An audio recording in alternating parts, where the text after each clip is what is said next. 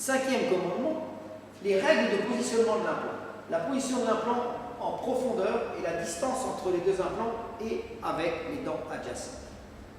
Il existe des règles qui vont régir la néoformation gingivale et papillaire, et ces règles vont être variables en fonction d'une dent ou d'un implant.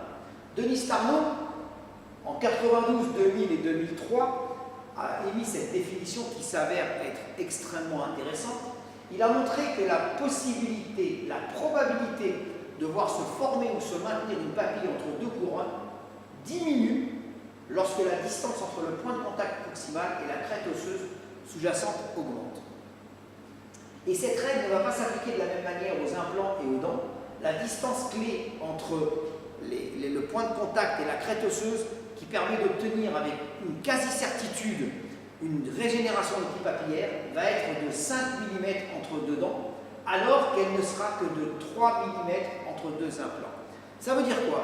Ça veut dire qu'en fait, il faut, lorsque l'on veut réaliser une couronne et avoir de manière quasi certaine une régénération papillaire, il faut placer ce point de contact à une distance de 3 mm par rapport à la crête osseuse, et non pas par rapport à la crête gingivale, de 3 mm entre deux implants et de 5 mm entre deux dents. Cette règle, qui varie en fonction d'une dent ou d'un implant, va nous obliger à transmettre des informations très fondamentales et différentes à notre prothésiste pour la réalisation des couronnes provisoires. En fait, il faut réaliser une couronne provisoire sur un plan, je dirais plus massive, avec un positionnement du point de contact plus haut quand on aura des implants, plutôt que quand on aura des dents. Voici la règle que l'on doit appliquer. En positionnant le point de contact le plus bas possible, on arrive en fait à recréer un état de gencive, des papilles, pardon, des néopapilles autour de cette dent et obtenir un résultat qui soit à peu près similaire à la dent adjacente. Et de la même manière, la distance clé qui permet d'obtenir avec quasi-certitude une formation papillaire lorsque l'implant est posé à côté d'une dent, elle sera de 1,5 à 2 mm. Attention, 1,5 à 2 mm, c'est très proche de la dent. Et c'est pour cette raison que systématiquement, il faut placer ce premier implant avant de placer les autres pour bien respecter cette règle et avoir à l'endroit où le patient a une grande visibilité, une papille en bon état, en bonne et due forme et qui soit jolie d'un point de vue esthétique. Autre distance clé qui permet d'obtenir avec quasi-certitude une formation papillaire entre deux implants, cette distance, elle est de 3 mm. Alors cette distance sera peut-être un peu plus difficile à respecter en fonction du nombre d'implants que l'on va poser, mais chaque fois qu'on pourra respecter cette distance, et on a un gros avantage aujourd'hui, nombre de fabricants d'implants ont mis au point ce qu'on appelle des espaceurs qui permettent de respecter systématiquement cette distance entre deux implants. En clair, comment va-t-on calculer cette distance? Eh bien, on va prendre le cas de deux implants de diamètre 4 mm. S'ils ont 4 mm de diamètre, ils ont donc 2 mm de rayon.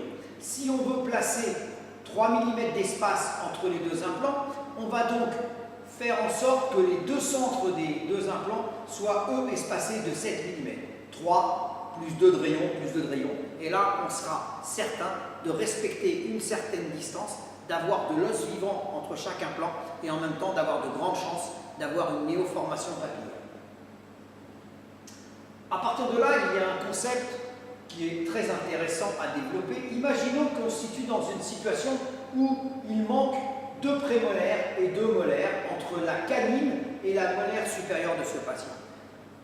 Dans la logique esthétique, le premier implant qu'il faudra positionner, c'est l'implant le plus proche de l'aspect visible de la bouche du patient.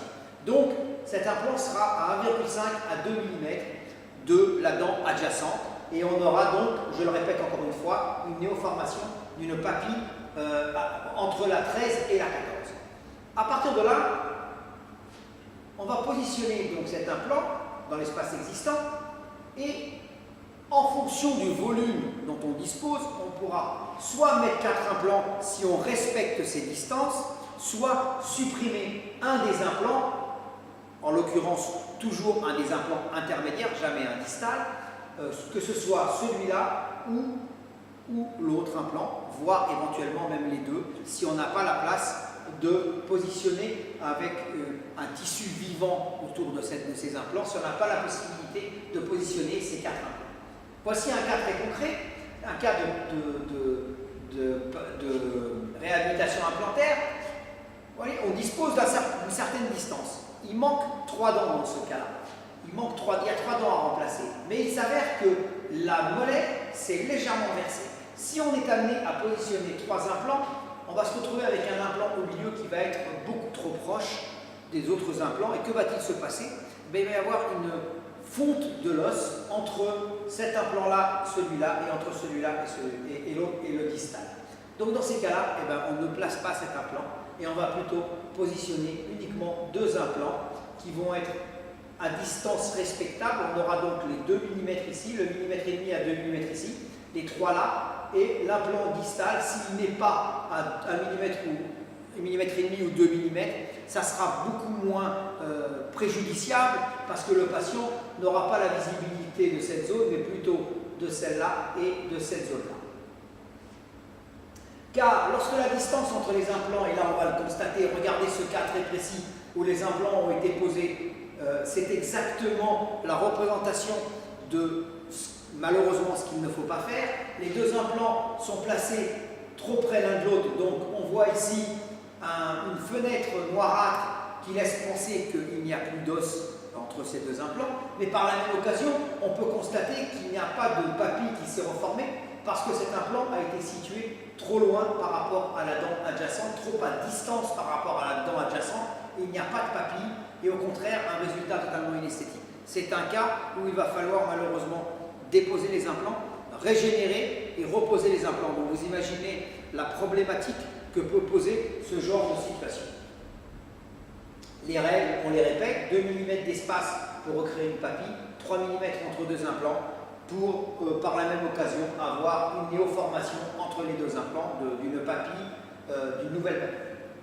Concernant la position de l'implant en profondeur, il est fondamental de ne jamais aller au-delà de 2 à 3 mm en dessous de la jonction amélo-sémentaire des dents adjacentes. Ça, c'est une règle qu'il faut respecter systématiquement. L'implant ne peut pas aller, voici la jonction amélo-sémentaire des dents adjacentes, l'implant ne peut pas aller au-delà de 2 mm par rapport à cette zone, cette distance, cette règle-là, ce trait que l'on va tracer entre ces deux dents. Il ne doit pas descendre en dessous de 2 mm, sinon on va avoir une dent on n'aura pas de gencive qui va se reformer et on aura une dent qui va être extrêmement longue. Autre point important, d'un point de vue osseux, l'implant ne doit pas descendre plus que 0,5 à 2 mm en dessous de la crête osseuse avec un col rugueux. En clair, la distance maximale de positionnement de l'implant doit être de 0,5 à 2 mm. Et aujourd'hui, le gros avantage, c'est qu'avec ces implants à biseau presto, on va avoir un gap osseux qui va se former, l'os va grimper au-dessus de l'implant et venir l'enserrer, et on luttera, on verra plus tard, contre la cratérisation grâce à cette position légèrement infra-osseuse. Donc très souvent, respecter ces 2 règles va impliquer dans de nombreux cas, comme il a été vu précédemment, l'apport d'une greffe osseuse, parce que si on ne respecte pas ces 2 règles, on se retrouve dans la situation que je vous ai montré tout à l'heure. L'implant a été posé à 5 mm de la jonction amélo-sémentaire des dents adjacentes. Voici le résultat qui est totalement inesthétique avec une morphologie de couronne extrêmement longue et malheureusement irrécupérable. Et par contre, si l'on respecte ces règles, on va se retrouver avec ce qu'on appelle un espace biologique périimplantaire, une gencive néoformée autour de la dent, autour de l'implant, de la couronne sur implant, avec un aspect, une qualité, une structure qui sera similaire aux dents adjacentes.